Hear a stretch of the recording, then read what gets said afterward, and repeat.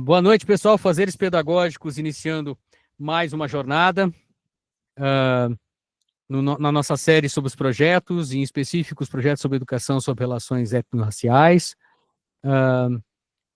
Faremos nesse formato, né, para a especificidade da ERER, nós vamos trabalhar com diversas lives que vão sendo lançadas agora no mês de novembro, em comemoração à Semana da Consciência Negra. E a gente inicia hoje as gravações. Iniciamos hoje é 28 de outubro, iniciamos hoje com as relações da educação para as relações étnico-raciais, no contexto do ensino fundamental, com a presença, que a gente já agradece de pronto, professora Estela Carvalho Benvenuto, né, porque é professora de História, tem graduação e mestrado em História, professora da Rede Municipal de Porto Alegre, né, trabalha na Escola de Ensino Fundamental Vereador Martim Aranha e coordena o EABI da Escola Martim Aranha. Boa noite, professora, tudo bem?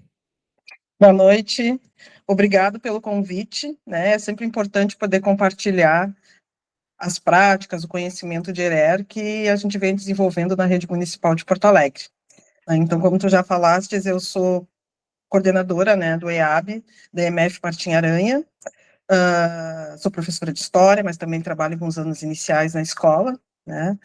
E nos últimos anos eu consegui me reconhecer como uma educadora antirracista, né? Que há um tempo atrás eu não tinha muita coragem de usar esse termo, né? Porque acredito que ser uma educadora antirracista está relacionada com estudo, com prática, também com militância. E a escola Martim Aranha me proporcionou, então, essa oportunidade, na verdade, né? De desenvolver um projeto, um trabalho, agora IABI, onde eu tenho expandido muito esse trabalho relacionado à ERER. Bom, então, muito obrigado, então, novamente pela presença, professora. Então, a gente vai fazer uma conversa hoje e vamos ter, ao longo da conversa, a menção a trabalhos realizados, né, que foram para nós enviados por diferentes escolas do município, né? Então, eu vou mencionar aqui, depois a gente vai detalhando durante a nossa conversa, né? Então, no contexto de hoje, a gente vai trabalhar especificamente com a professora Estela, né, que vai conduzir a nossa discussão sobre as educações étnico-raciais com escolas de ensino dos anos iniciais do ensino fundamental, né? E ao longo da conversa, a gente vai mencionando trabalhos que foram enviados por essas escolas aqui para Fazeres Pedagógicos, e a gente vai, então, conduzindo essa conversa, mostrando relatos e imagens dessas escolas. Eu vou nomear essas escolas agora e a gente vai voltar a essas escolas mais em detalhe ao longo da nossa conversa de hoje. Então, a gente vai ter hoje relatos e imagens da MF Anísio Teixeira, da Dolores Alcaraz Caldas, os trabalhos dos anos iniciais, a Gilberto Jorge, a Lauro Rodrigues, a Mário Quintana, a Martim Aranha, a Nossa Senhora de Fátima, a São Pedro, a senadora Alberto Pasqualini e a vereadora Antônio Giudice. O Zé está aqui hoje para nos auxiliar, então, na produção, ele que vai ficar aí coordenando, então, a mostra desses relatos e imagens. Certo? Evandro, só para fazer uma propaganda desse trabalho, né, que a gente está, e o pessoal poder depois procurar, todo esse material, essas imagens que a gente está mostrando, eles estão lá no site, tá, do aluno pesquisador. Então, hoje já estão publicizados, né, registros muito bonitos, né, professor? Sim, todos eles. De todos esses projetos. Então, tudo que eu vou mostrar aqui já vocês podem visualizar já lá no site do aluno pesquisador em espaço escolar. Isso, e o link do aluno pesquisador vai estar, então, na descrição e no primeiro comentário fixado do nosso vídeo, que a gente vai estar, então, disponibilizando na sequência. Exatamente. Então, professora, para a gente começar a nossa conversa. Obrigado, Zé. O Zé aparece aí de vez em quando. Tá certo. Professora Estela, então, para a gente começar a nossa conversa, eu gostaria que você destacasse para nós a importância de se desenvolver, então, esse currículo da educação das relações étnico-raciais nas escolas, né? E quais são os aspectos legais que estão sendo considerados, os marcos históricos, a relevância social e política dessa construção recente, mas tão importante para a gente poder, né, ter uma sociedade mais igualitária e numa perspectiva antirracista. Acho que tu traz uma pergunta assim, bem importante, porque quando a gente pensa em ERER, Educação para as Relações Étnico-Raciais, né, a gente está pensando nessa educação voltada para a população negra, para a população indígena, mas muito para a população branca, né? Então, pensar ERER é fazer um resgate histórico e um resgate necessário de toda uma população que, durante muitos anos, né, e podemos dizer, nos últimos séculos, teve a sua história negada. E tanto a militância, né, do movimento negro, também os povos indígenas, ao longo dos anos, vem reivindicando espaço na história, espaço no currículo, espaço na escola, e nós tivemos toda uma legislação que nasceu para que se pudesse, então, fazer essa discussão, eu acho que desconstruir também essa educação eurocêntrica, né, que não discute a história desses povos, a presença, né, de toda essa população no nosso Brasil. E aí, assim, é extremamente importante para que se tenha uma sociedade realmente democrática, né, que se conheça a história, a cultura, a resistência da população negra, né? E nesse momento eu vou destacar um pouquinho mais a população negra, né? Então, dentro dessa caminhada, mesmo antes do processo de abolição, os movimentos negros que já existiam, e aí vou usar o termo, os chamados abolicionistas, né? Eles já reivindicavam esse espaço escolar para essa população. Mas aí tu tem proclamação da República, tu tem uma série de mudanças políticas acontecendo que não dão espaço para que essa população negra, muito menos a população indígena, né, possa ocupar esse espaço escolar. Então, ao longo da década de 50, a gente tem uma série de movimentos importantes, nós temos figuras como Abdias Nascimento e outros que voltam sempre com essa demanda, né, a necessidade de se pensar o espaço escolar e o currículo escolar voltado para a população negra, olhando para essa população. E aí, com a Constituição, a gente tem os primeiros avanços, né? E eu acho que o grande avanço foi o reconhecimento do racismo através de uma legislação, né? Combatendo, então, essa questão da discriminação e do racismo e da opressão contra essa população negra. Mas, de forma mais específica, nós temos duas leis que ainda não são reais na maioria das escolas, mas que vão ser um marco, assim, um divisor de águas dentro dessa grande política, né, das ações afirmativas, dá para colocar dentro desse bolo, que é a Lei 10.639/03, né, que obriga, e a gente põe entre aspas, mas obriga, então, que o ensino da história da África, né, e dos povos afrodescendentes esteja no currículo escolar, olhando principalmente para as áreas de humanas, história, geografia, artes, né, para que se conhecesse, então, e se desse espaço para a história dessa população.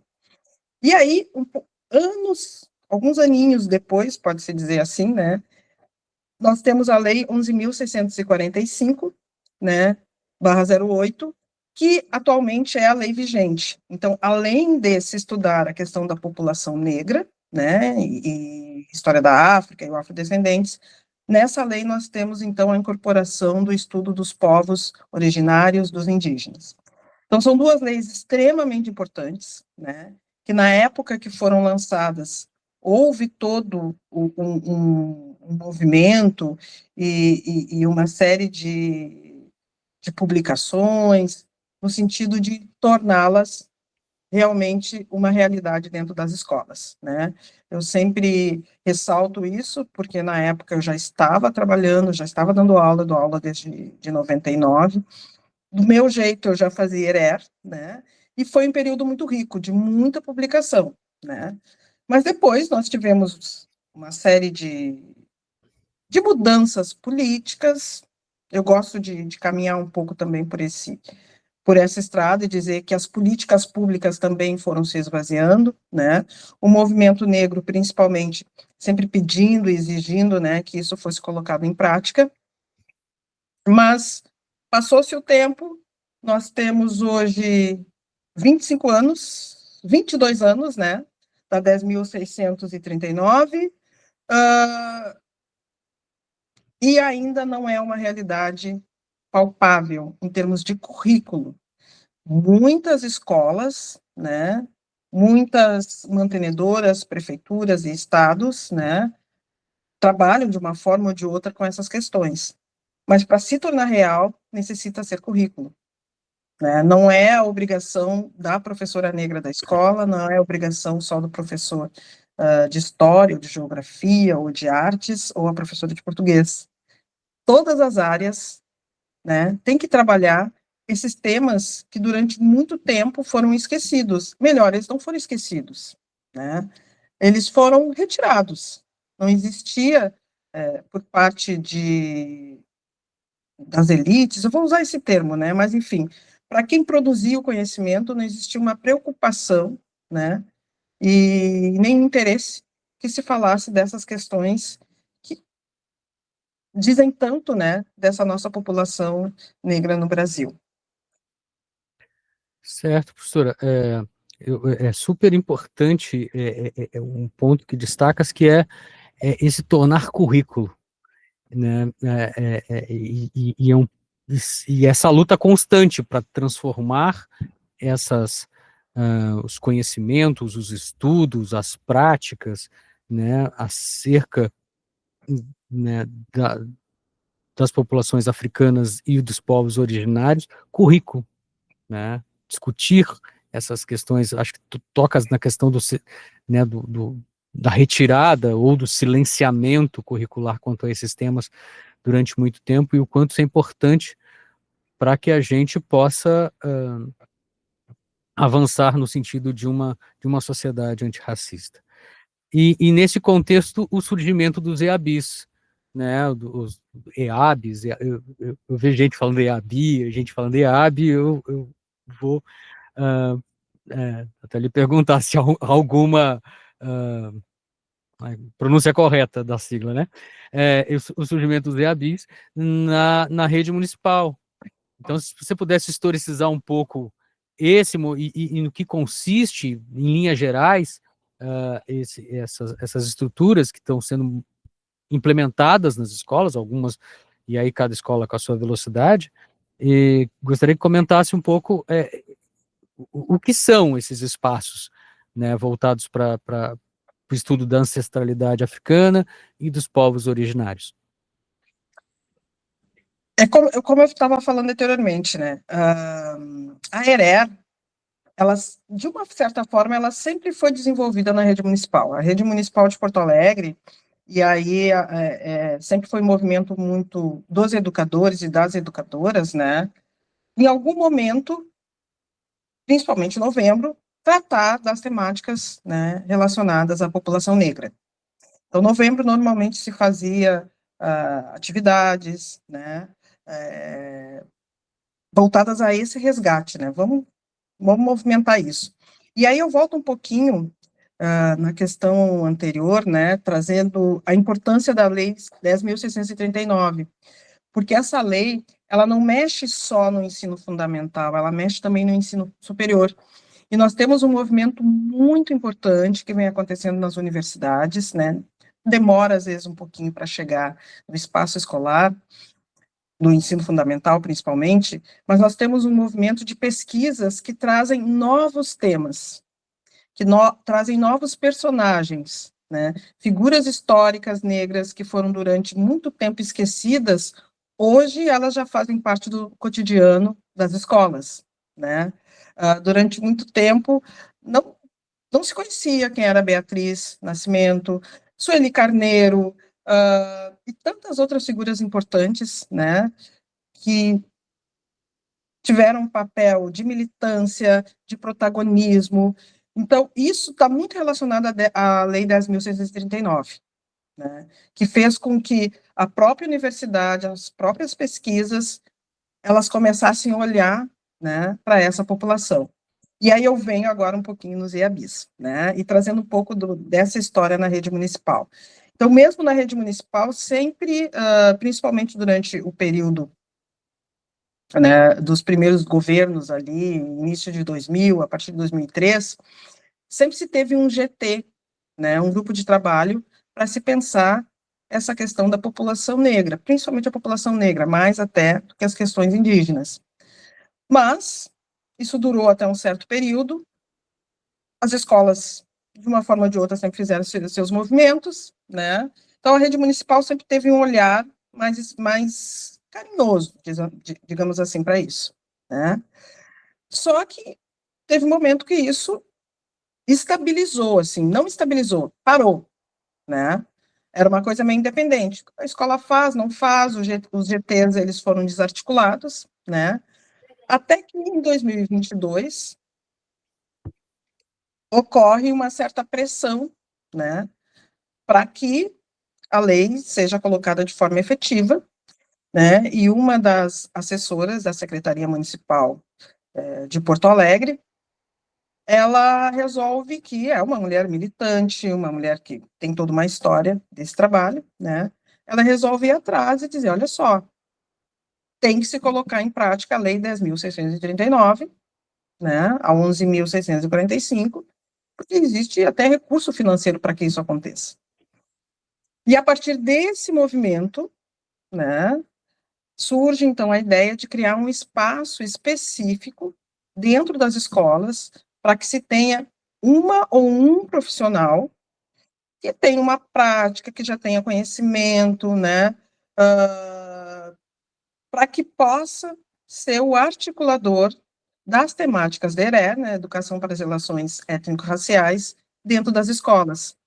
Então, o EAB, ele nasce de uma necessidade, ele nasce de uma militância, né, ele nasce também de uma prática já um pouco conhecida dentro das escolas da rede municipal, municipal de Porto Alegre, mas ele é inovador, porque o que nós tínhamos eram movimentos individuais, né? E aí, com o surgimento do EAB, tu tem uma rede, né? Uma rede com coordenações, que tem uma assessoria, né? Voltada para trabalhar essas questões. Então, em 2023, se efetivou os EABs em todas as escolas, tendo uma coordenadora ou um coordenador com uma carga horária específica, né, para fazer esse trabalho de formação com os colegas, de atendimento direto com os alunos, né, e tem uma série de coisas que é necessário que se responda, que se faça, né, para que o trabalho realmente ocorra e se desenvolva. Então, os EABs, eles são inovadores, né, até onde sabemos, em termos de escola de ensino fundamental, o município de Porto Alegre está sendo a primeira experiência, né, porque as escolas federais de ensino fundamental e médio, as universidades e os institutos, eles têm os seus NEABs, né, os seus núcleos, né, e na época até as colegas, elas ficaram em dúvida se seria NEAB ou EAB, e optaram, então, acharam que seria mais adequado o termo EAB, então é o Espaço Educativo, né, Afro-Brasileiro e Indígena, os EABs, ou IABs, também, as duas maneiras respondem. É interessante, né, mencionaste a questão da criação de uma instância para dar conta dessa ação que já existia potencialmente, mas que era muito por conta das pessoas, né, dos professores né, engajados sensibilizados pelas temáticas, né, que hoje os EABs vão enquanto uma instância de formalização de uma política pública, né? Na verdade, de uma instância da política pública, e isso concordo contigo com um aspecto inovador dessa iniciativa, assim, eu acho que é um espaço que aventa e areja perspectivas a respeito de como trabalhar com os conhecimentos né, da africanidade, das histórias dos povos africanos e dos povos originários, né, dos povos indígenas. Então, nosso terceiro né, questionamento, pergunta, momento aqui, senhora Estela, a gente vai comentar dos vários registros, né? O Zé nos comenta que 34 escolas ao todo mandaram seus registros sobre o trabalho dos EABs em diferentes etapas e modalidades. A gente separou aqui para o seu comentário as 10 escolas mencionadas anteriormente. Então, eu gostaria que isso foi passado para você, e agora a gente, então, vai apreciar esses trabalhos, vai apreciar esses registros e esses relatos, costurado, então, pela sua análise a respeito, né, das produções das diferentes escolas em diferentes locais da cidade, que eu acho que traz uma visibilidade interessante para os diferentes trabalhos envolvendo os EADs que acontecem no município, na rede municipal de educação de Porto Alegre. Então, por favor, professora, a gente agora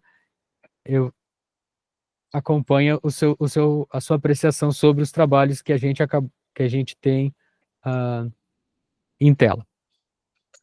Então, assim, como eu estava falando antes, né, os EABs, eles surgem, então, em 2023, né, e algo que foi muito positivo é que, desde que os EABs surgiram, nós temos, eu digo nós, as pessoas que estão à frente dos EABs, né, temos um trabalho de formação constante, assim, formação, planejamento, e aí nós temos diferentes trocas, né, porque quando a gente pensa na cidade de Porto Alegre, e onde se localizam também as nossas escolas são escolas essencialmente periféricas, né, estão nas áreas mais vulneráveis da cidade, né, e quase que consequentemente, no geral, tem uma população negra considerável, né, e que necessita de um olhar, de uma escrita também, e de uma educação que valorize as suas potencialidades, né.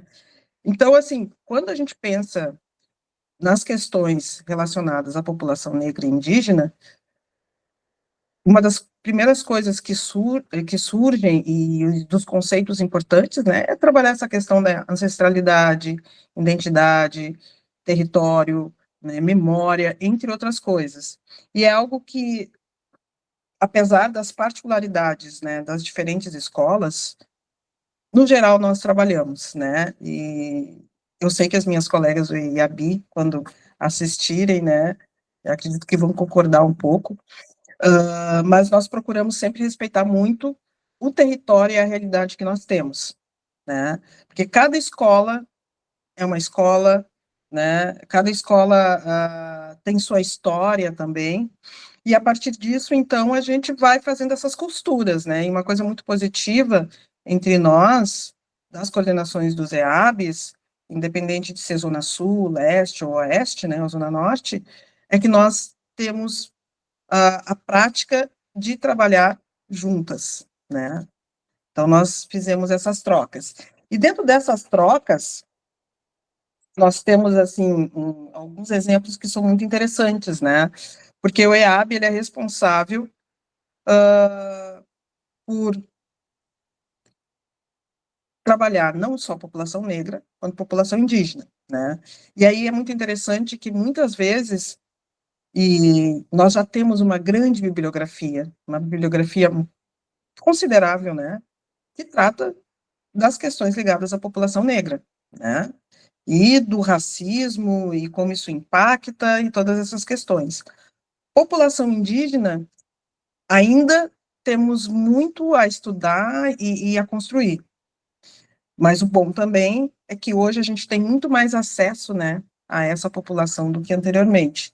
E, nesse sentido, trabalhando essa questão da ancestralidade e identidade, nós temos um trabalho muito interessante que foi desenvolvido na escola Anísio Teixeira, né, que tem como coordenação do EAB a professora Clarice Antunes, né, que foi o trabalho que ela desenvolveu, que é o projeto das ervas medicinais, né. Então, o IAB teve um papel importante, né, porque ele intermediou ali, junto com os professores das áreas, as diferentes áreas, anos iniciais, mostrando, né, o quanto isso é presente na vida dessas crianças e desses adolescentes, né. E a Escola Anísio Teixeira, ela fica na zona sul de Porto Alegre, né. Eu não sei o nome do morro, mas ela fica no pé do morro, ali na Juca Batista, né, a escola está bem próximo. Então, eles têm um contato muito direto com isso, né. Então, muitas crianças conhecem ervas, têm essa prática de tomar chá e fazer todas essas coisas, né, mas não sabem que todo esse conhecimento tem uma origem indígena, tem uma origem também das populações negras, né? E aí esse trabalho buscou ressaltar tudo isso, e aí as meninas, né, as colegas, ampliaram esse trabalho, trazendo a questão da sabedoria das avós, né? Então, como as avós, as tias, né, utilizavam também essas ervas como um elemento de cura, um elemento medicinal, né? Então, esse trabalho foi um trabalho muito interessante, que as colegas acabaram apresentando na Feira dos Saberes, né, e eles tiveram também, concorreram a um prêmio, e tiveram as suas escritas publicadas num livro. Então, isso que é o interessante, né? O EAB, ele te oportuniza, esse trabalho é um trabalho que acaba nos oportunizando todas essas vivências, não só os educadores, mas também os estudantes, né? E aí, nessa esteira, eu estou aqui, né, olhando aqui o meu material, nós temos também a Escola São Pedro, né? E a Escola São Pedro já fazia um trabalho também voltado à Herera, uma escola bem antiga também na rede municipal, né? E também fez um trabalho pensando nessa questão da ancestralidade, mas trazendo a questão do rompendo silêncios, né? Racismo, discriminação e o papel do educador, né? Então, o professor de geografia ia articulando essas questões, trazendo essa questão do letramento racial, da educação antirracista, né? Como um elemento importante junto à comunidade, né? E como uma forma também de aproximar, né, esse debate maior, que é a questão do racismo, porque muitas vezes eu ressalto, né, que a gente faz todo esse trabalho para combater essa problemática e essa questão racial que é tão complexa e difícil, né, no nosso país. Então, a Escola São Pedro, ela se voltou muito para esse trabalho, né, de letramento racial, de trabalhar essas questões junto com os seus alunos, com seus estudantes, os professores nas diferentes áreas, né. Dentro dessa lógica também, de trabalhar ancestralidade e identidade, nós temos a escola Nossa Senhora de Fátima, o Fátima que fica na Bom Jesus, né. O Fátima, então, ele também a coordenação dele é da professora Iaraci de Souza Silva, né. Ela é professora de teatro e ela acaba desenvolvendo um teatro experimental infanto-juvenil afro-ameríndio, né. Olha só que legal. Teja Umbutu é o nome do grupo, né? E a partir disso, ela vai desenvolver, principalmente através do teatro, né? Ela procura elevar as vozes afro-ameríndias, né? Cultiva um espaço de pertencimento, orgulho e transformação para as crianças e adolescentes que constituem esse coletivo.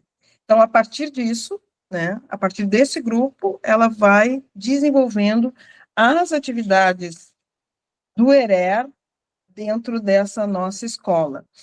Porque algo que é importante, Evandro, destacar é que as nossas escolas municipais, antes mesmo, né, de surgir o EAB, nós já tínhamos escolas que tinham coletivos antirracistas, formados basicamente por estudantes, né? Então, isso mostra como já existia essa potência. Então, quando o EAB ele surge, né, ele acaba dando um respaldo para que esses espaços ganhem mais força, né, e visibilidade dentro das escolas. Se eu estiver indo muito rápido, tu me avisa. Não, Tá? não, tá ótimo. Eu estou apreciando aqui as fotos, eu estou encantado com as fotos. Não, Encantado com os relatos, é super bonito ver a diversidade, né? E é legal a gente tentar, nesse teu esforço, tentar localizar a escola e o seu território, dentro do seu território, e de como isso vai implicando também os profissionais que estão trabalhando nas escolas, implicando diversos dobramentos acerca dos temas. Isso é muito bonito. sim, porque como eu te falei anteriormente, né? As nossas escolas elas estão em territórios diferentes, né? Eu esqueci de citar que a Escola São Pedro ela fica na Lomba do Pinheiro, né? E na Lomba do Pinheiro nós temos 4 escolas municipais. E essas 4 escolas municipais são 4 escolas municipais, né? As 4 escolas municipais sempre da sua maneira, mesmo quando não existia o EAB, né? Procuraram fazer esse trabalho de ERER, esse trabalho antirracista, né? Porque são comunidades que têm também uma grande população negra, né? Na Lomba do Pinheiro nós também temos assentamentos indígenas, né? Uhum. Grupos indígenas, então sempre procuraram fazer essa aproximação. E aí eu venho para a minha realidade, né? Falar um pouquinho da minha realidade da Martinha Aranha, né? A Escola Martinha Aranha, eu sou a coordenadora do EAB, né? Mas junto comigo trabalha o professor Marcos Viana, né? Então eu não trabalho só, eu sei que nas outras escolas também tem colegas que atuam.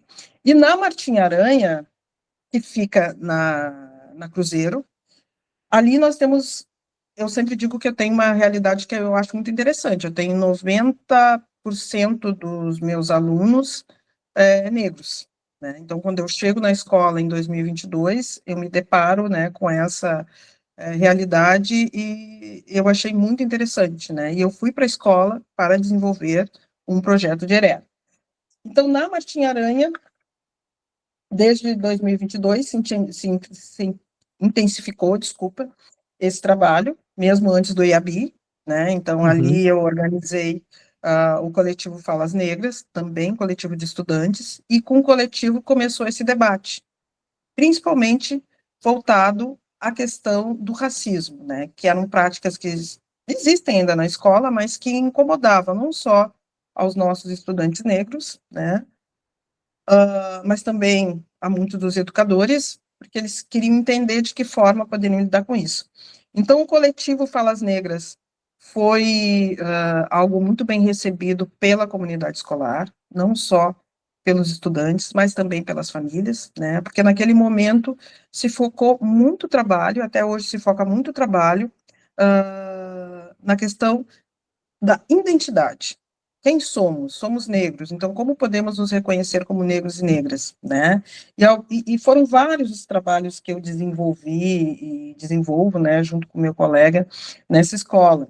Um deles, assim, que eu gosto de lembrar é o documentário que nós realizamos, né, do projeto do coletivo Falas Negras, né? Esse documentário ele começou a ser gravado em 2022, 2023, e em 2024 nós conseguimos terminá-lo e tivemos, então, a primeira apresentação dele no TRT, num seminário, e depois na escola para a comunidade escolar. É um documentário que fala sobre a construção desse projeto antirracista na escola. E para fechar, nós temos uma outra experiência que é muito interessante, porque a comunidade da Cruzeiro é uma comunidade, eu sempre digo, muito batuqueira, né?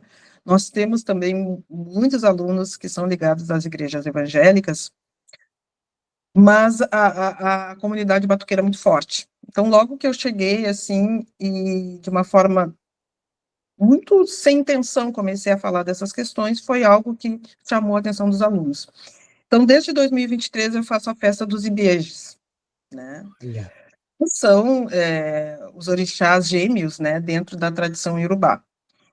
E essa festa, ela é esperada, essa semana ela é esperada pelos alunos, né, porque é aquele momento que eles se sentem muito pertencentes. Eu estou falando da religião deles, eu estou falando da prática, da vivência deles.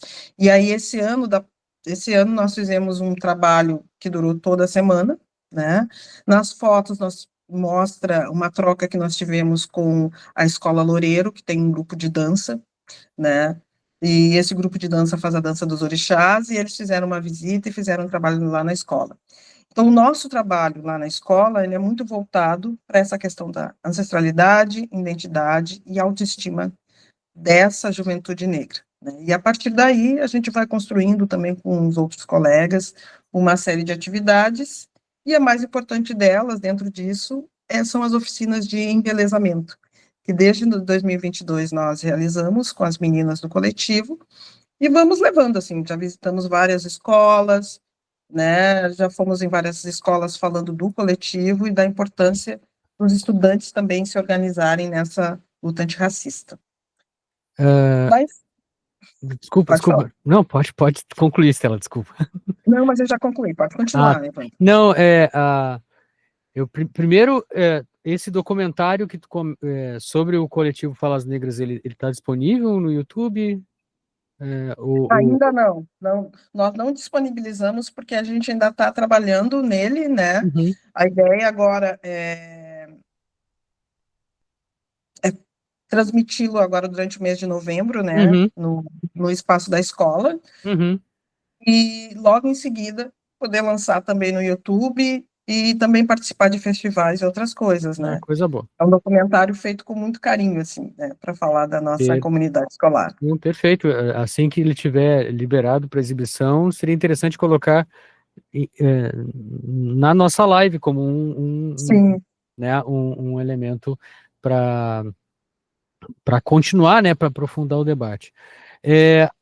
No eixo ancestralidade e identidade, o Zé comentou aqui que tem a Lauro Rodrigues também. Que está sendo coordenada pelo Marcel da Silva. A Lauro fica na Zona Norte. Eu não saberia te especificar bem que região, mas a Laura, ela fica na Zona Norte, né?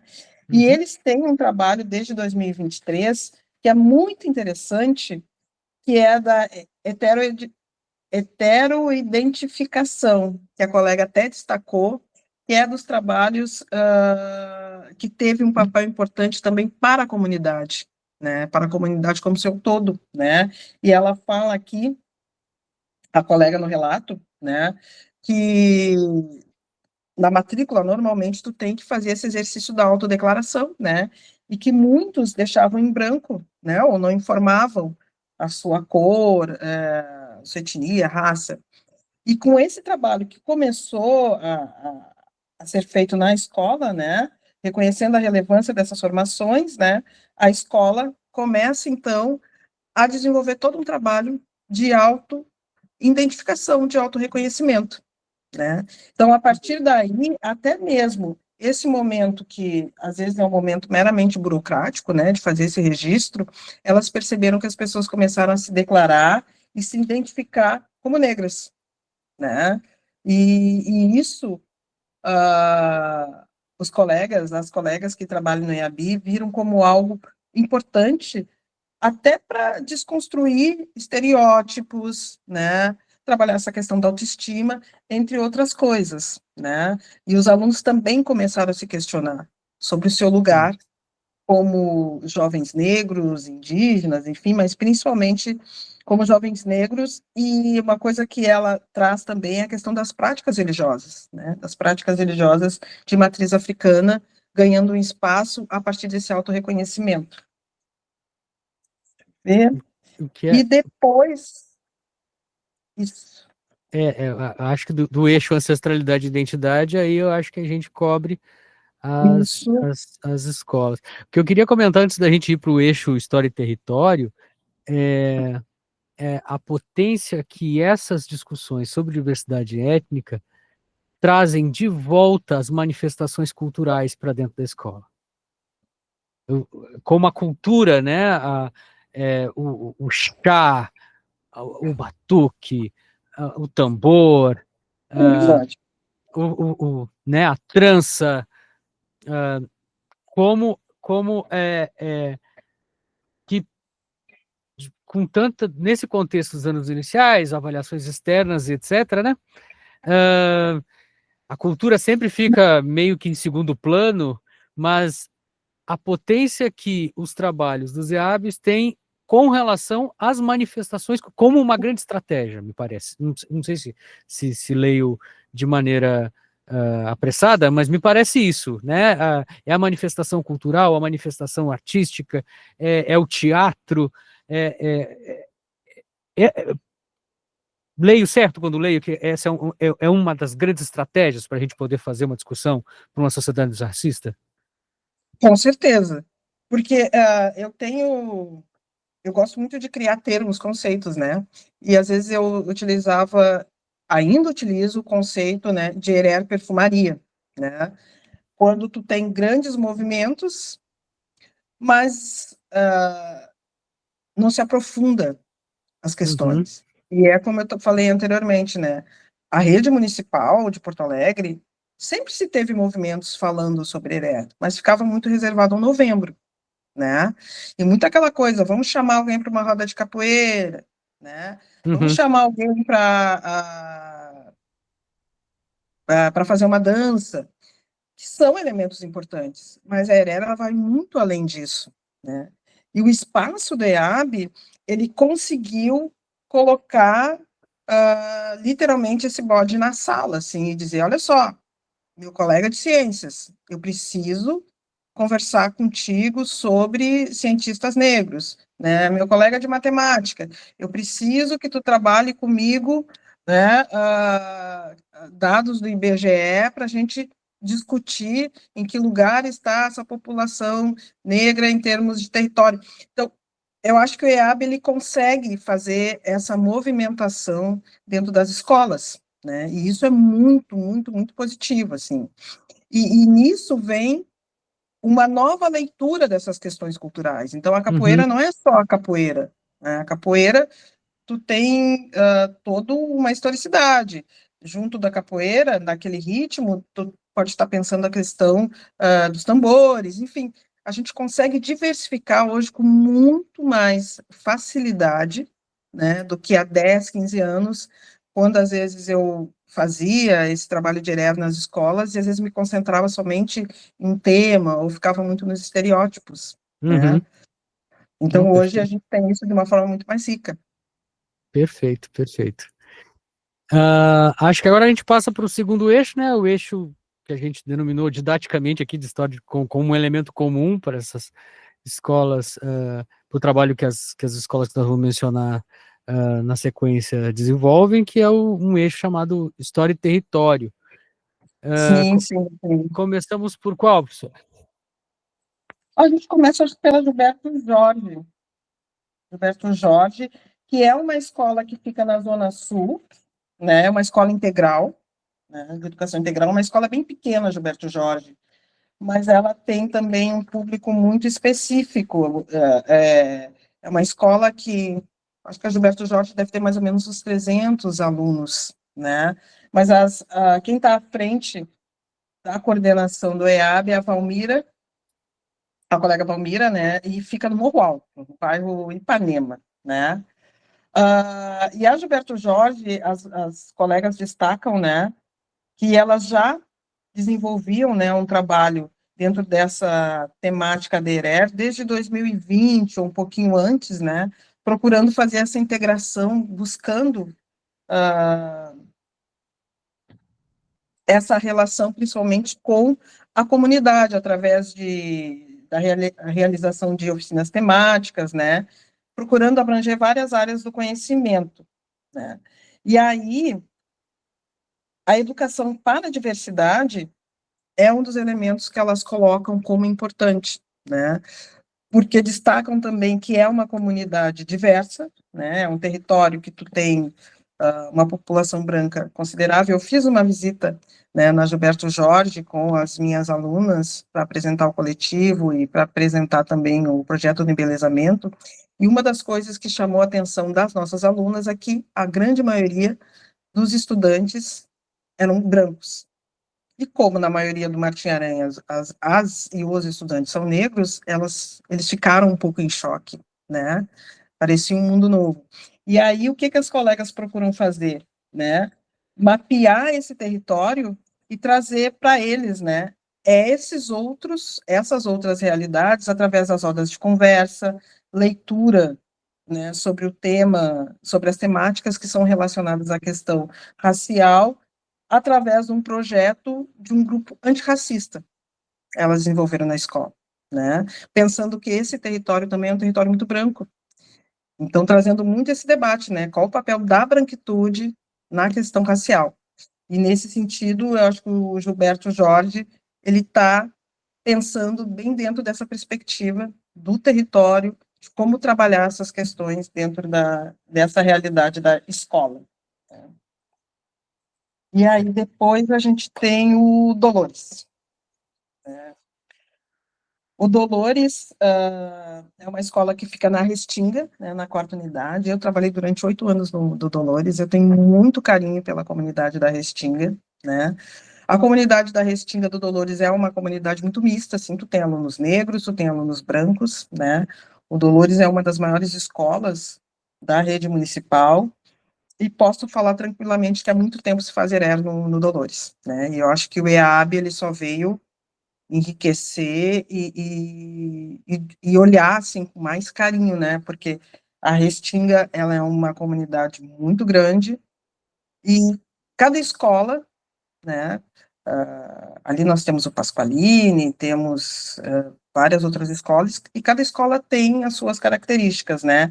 As gurias não chegaram a ressaltar muita coisa, mas elas colocam o Islã como uma prática que está aproximando os alunos da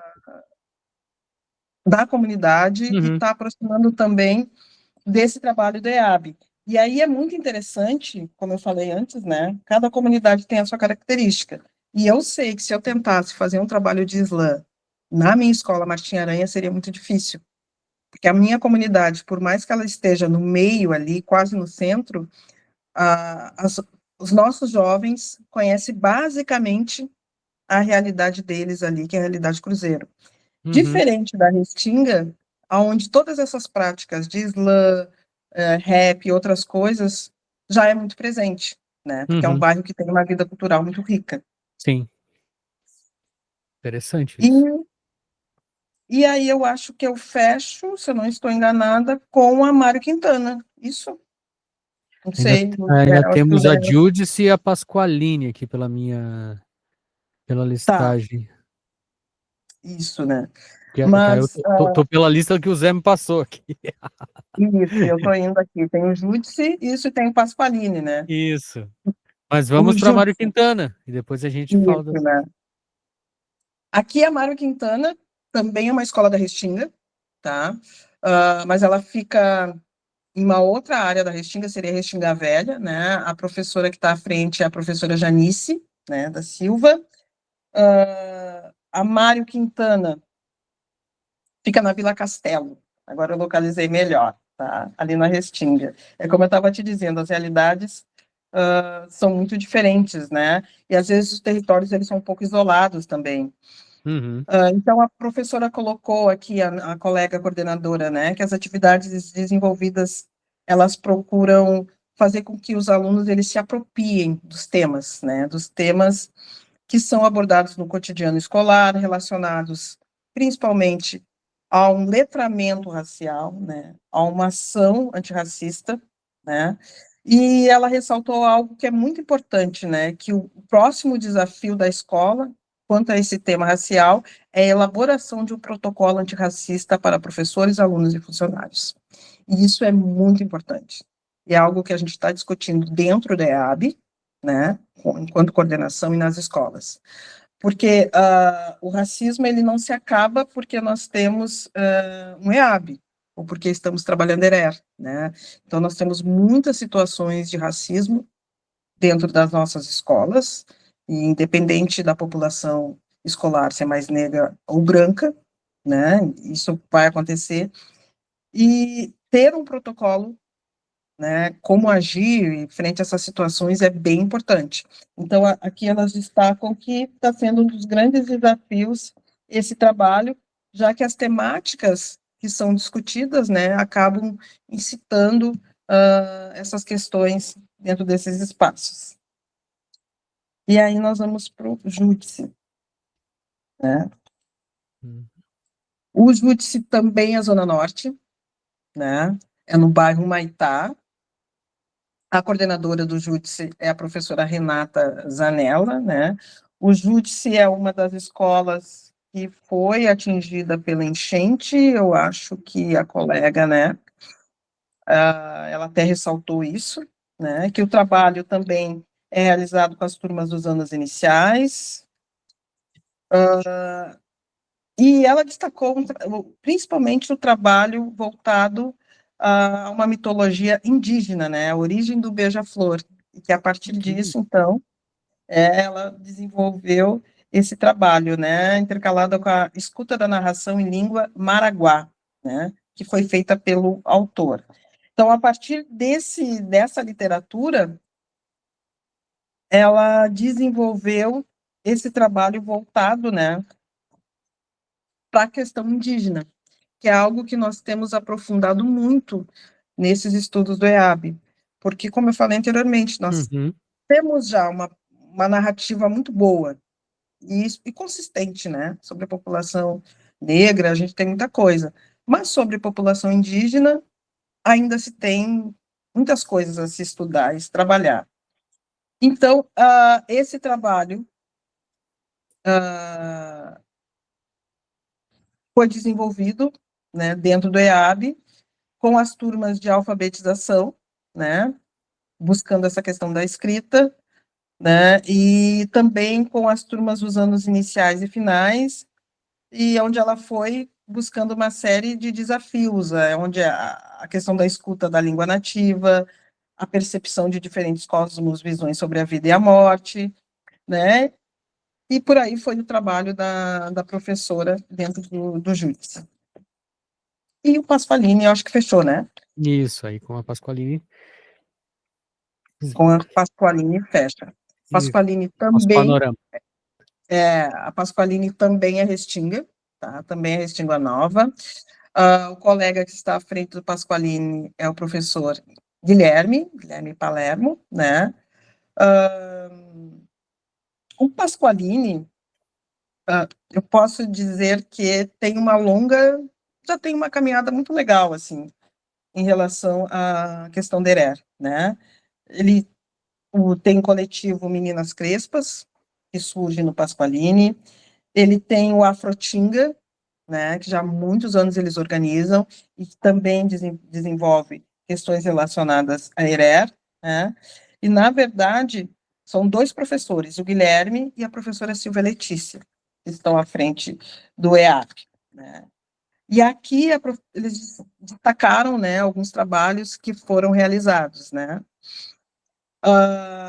O primeiro é a caixa didática, construindo trajetórias e histórias sobre emancipação, liberdade e pós-abolição. Então, tu vê que são temáticas, né, que tem esse olhar, assim, que a gente pode discutir de uma forma muito legal, pensando a questão curricular, né.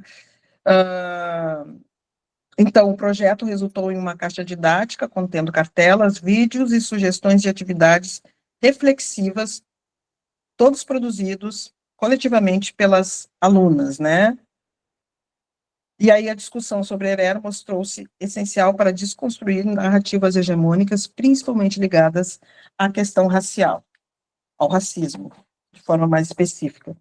Então, assim, pensando esse conjunto muito breve de trabalhos, né, que eu falei, o EAB, a experiência do EAB é uma experiência potente. E é uma experiência extremamente importante para nossas escolas, né? Então, nós que somos a coordenação, nós que estamos à frente desse espaço, nós conseguimos com muito mais tranquilidade, às vezes, né? Nem sempre, porque cada realidade é uma realidade, cada escola é uma escola, né? Mas fazer esse trânsito, né, junto com, junto aos nossos e às nossas colegas, né? Também ter essa conversa muito direta com a comunidade escolar. A minha experiência, e aí eu vou falar um pouquinho mais da minha experiência, né? Na Martim Aranha, está sendo uma experiência muito rica, principalmente pelo retorno que eu recebo das famílias. A maioria das minhas famílias são negras, e a maioria das famílias, elas se sentem muito seguras em saber que agora elas estão sendo olhadas, que agora elas têm alguém que respeita a sua religiosidade, né, que, no geral, né, os educadores e as educadoras estão tendo a coragem de intervir quando acontece uma situação de racismo dentro da escola. Então, o EAB, ele vem e potencializa esse debate que já estava acontecendo, né, mas não era visto como uma política pública. E isso é o principal. Sim. Independente de quem esteja, né, à frente do governo, ele tem que se tornar uma política pública. Ele tem que se tornar um espaço que se concretize e crie raízes dentro das escolas.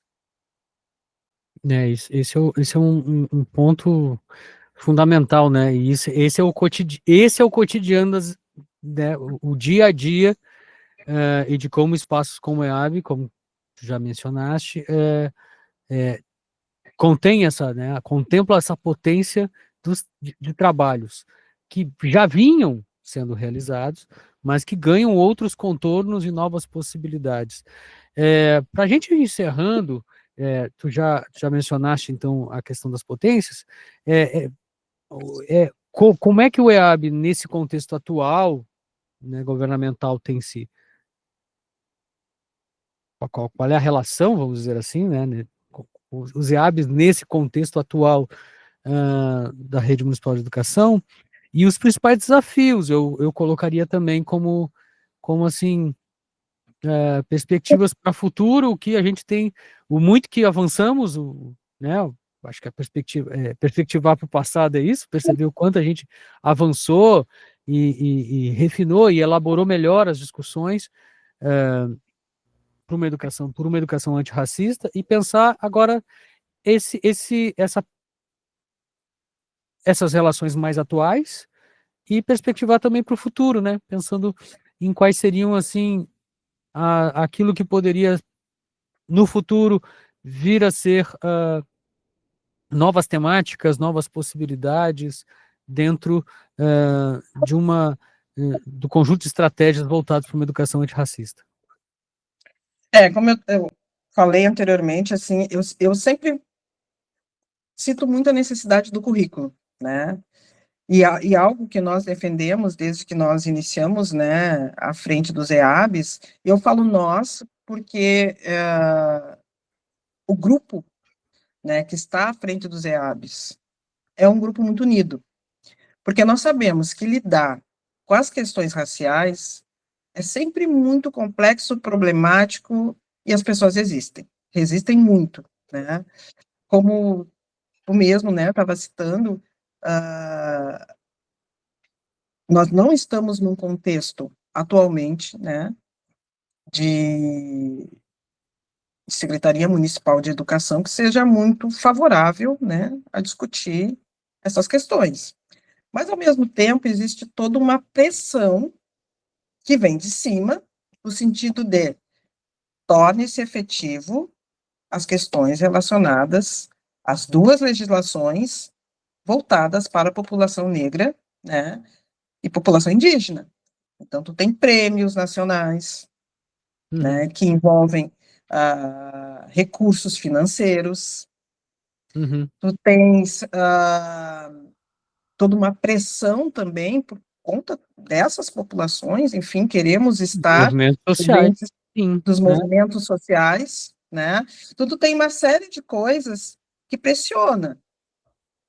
E aí, falando bem do nosso nicho ali, né? Coordenações de EAB. Então, nós estamos o tempo todo atentos. Porque nós temos uma mantenedora, essa mantenedora tem a sua política, e aí a coisa às vezes é um pouco contraditória, e nós estamos ali pressionando. Nós queremos sobreviver independente de vocês, né? Nós queremos fazer com que essa prática de ERER seja uma prática crítica e libertadora, independente de vocês. Né? Nós queremos que isso se torne uma política pública. Tanto é que nós nos movimentamos no sentido de tornar o EAB uma política legal. Né? Deixe de ser uma política que, nesse momento, e da maneira também que a mantenedora fala, é como se fosse uma política deles e de governo, mas não. Né? Tem que ser uma política pública. Então, nós nos movimentamos junto, né, à Câmara de Vereadores, para que isso se torne, o EAB se torne lei. Né? Que ele esteja ali recebendo a sua verba, que a gente tenha nossas garantias. E, assim, nossa perspectiva, né, é que, assim como existem os NEABs, o EAB, ele permaneça nas escolas. Existe pressão? Existe. E posso te dizer, assim, sem nenhum medo, a pressão existe dentro das escolas, muitas vezes com as direções. Não é um tema simpático para todo mundo, né? Tem toda uma questão de empoderamento, e aí nós poderíamos ficar um tempão falando sobre isso, mas é o empoderamento de uma população negra, que às vezes não é uma coisa muito simpática também, né?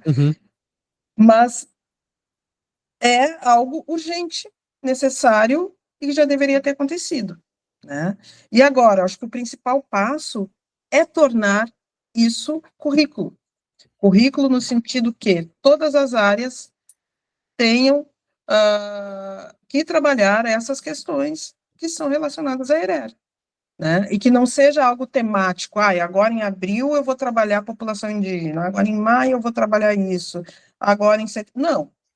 Que no currículo esteja previsto que nos anos iniciais, né, lá na alfabetização, tu vai trabalhar tais e tais temas, né, que no 7º ano, na matemática, na história, no português, e nesse sentido nós já estamos também, né, nos movimentando, né, para que a partir do ano que vem isso esteja presente, né, dentro do currículo da rede municipal. Né, porque a 10.639 e a 11.645, elas pedem isso. Então, não é uma invenção, não, existe uma preocupação. Eu acho que tudo que foi apresentado aqui, né, que a gente está desenvolvendo nas escolas, né, nos dá fôlego para pensar também essa questão curricular. Então, a minha perspectiva é que os EABs vieram para ficar. Vão ser atacados, vão ser questionados, enfim, uma série de coisas a gente sabe que vai acontecer, né, para que, de repente, se esvazie e deixe de ter a importância que tem. Mas aí é muito do nosso trabalho, né, também como militantes, independente, né, da cor da pele, de ser homem, mulher, enfim, mas de entender que o EAB é um espaço que é essencial para que a gente possa, não para as próximas gerações, é que nem nós dizemos às vezes, as próximas gerações é que de repente vão encontrar uma escola antirracista realmente, né? Mas que a gente possa trabalhar para que isso aconteça em algum momento de forma efetiva, né? Professora Estela, muitíssimo obrigado Eu que agradeço. pela disponibilidade, pela generosidade de trazer luz, né, de conduzir esse debate tão importante para que a gente participe desse processo, no sentido de que, como disseste, tenhamos algum dia condições de dizer que temos um currículo, uma escola, uma rede de ensino que consistentemente antirracista, né? Acho que essa batalha é a batalha de todos nós, no sentido de uma sociedade mais igualitária e que o direito à educação se estenda a todos, todas, independente de cor, raça, credo. Como diz a nossa Constituição, fazer valer né? É muito interessante o que pontuas, no sentido de a lei está aí, e esse talvez é o nosso respaldo, né? Não é algo advindo da luta social, é advindo da sociedade conflituosa, mas ela se torna lei e ela precisa ser implementada, independente, né, do governo de turno. Ela precisa ter, e fico muito contente de estar presente e, de certa forma, participando, né, com a contribuição que o Fazeres pode trazer, no sentido da gente poder trazer esse assunto à baila, que é super importante. Por favor. Eu só tenho a agradecer, né, a oportunidade de poder falar de um trabalho que é tão potente e que envolve tantas pessoas e tantas comunidades, né? Como eu destaquei anteriormente, tem a questão território, que eu acho que é muito importante, né? Eu acho que cada espaço, cada escola consegue, assim, fazer uma leitura, né? Porque quando tu vai trabalhar essas questões, tu também tem que fazer uma leitura do lugar, das pessoas, da comunidade que tu está, né? Tu tem que saber como chegar. E eu acho que cada um de nós que estamos, né, à frente dos EABs, nós conseguimos ter essa leitura e, a partir dali, ir construindo. Falar sobre questões raciais não é fácil. Falar sobre racismo não é fácil. E mostrar, principalmente, para a branquitude, que é essencial discutir essa questão, também não é fácil.